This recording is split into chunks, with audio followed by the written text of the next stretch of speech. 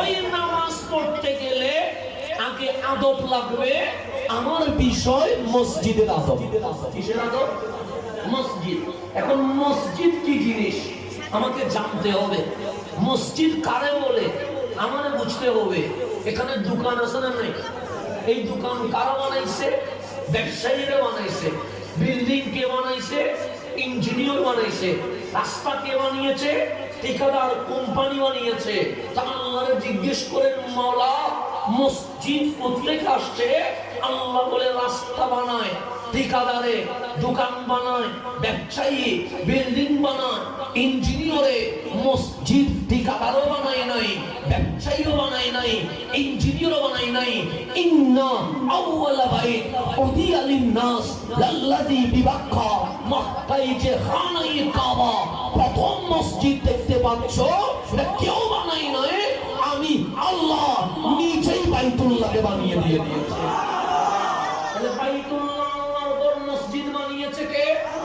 আল্লাহ বলছে ইন্না, নিশ্চয়ই, আউওয়ালা বাইত, আউওয়াল মানে প্রথম, আল বাইত মানে ঘর, ইন্না আউওয়ালা বাইত উদিয়া লিন-নাস, যেটা মানব জাতির ইবাদতের জন্য বানিয়েছি, বিবাক্কা, যেটা মক্কায় অবস্থিত আছে। যখন আদম নামের আদম নাই, যখন মানুষ নামের মানুষ নাই, যখন পশু নামের পশু নাই, যখন প্রাণী নামের প্রাণী নাই, আমি আল্লাহ এই জমিনে সর্বপ্রথম মসজিদ বানিয়ে দিয়েছি। এখন আসেন মসজিদের আদব আমার বিষয়। প্রথম মসজিদ বানিয়েছে কে? আল্লাহ। আল্লাহরে জিজ্ঞেস করেন, মালিক দোকান বানাইছি ব্যবসা করার জন্য, রাস্তা বানিয়েছি হাঁটার জন্য, ঘর বানিয়েছি ঘুমানোর জন্য, মসজিদ বানাইলেন কেন? আল্লাহ বলে দুইটা জিনিস আছে, মুবারাকান ওয়া হুদান লিল আলামিন।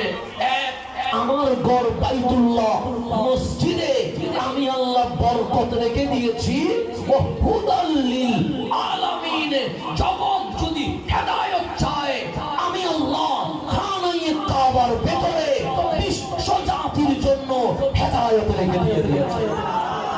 তাহলে ঘরের পাওয়ার আছে না নাই? আছে। বাইতুল্লাহর পাওয়ার আছে না নাই? আছে। আমার কথা বুঝেননি? বুঝতে লাগুন না? এখন আসেন দিকে যা, গভীর হয়ে যাওয়ার পরে সময় যেহেতু কম, আমাকে বারবার মাহফিলে দাওয়াত দিয়ে, যেদিন আমার জুমা ঢাকায় থাকে, আমার কি ঝামেলা আল্লাহ জানে।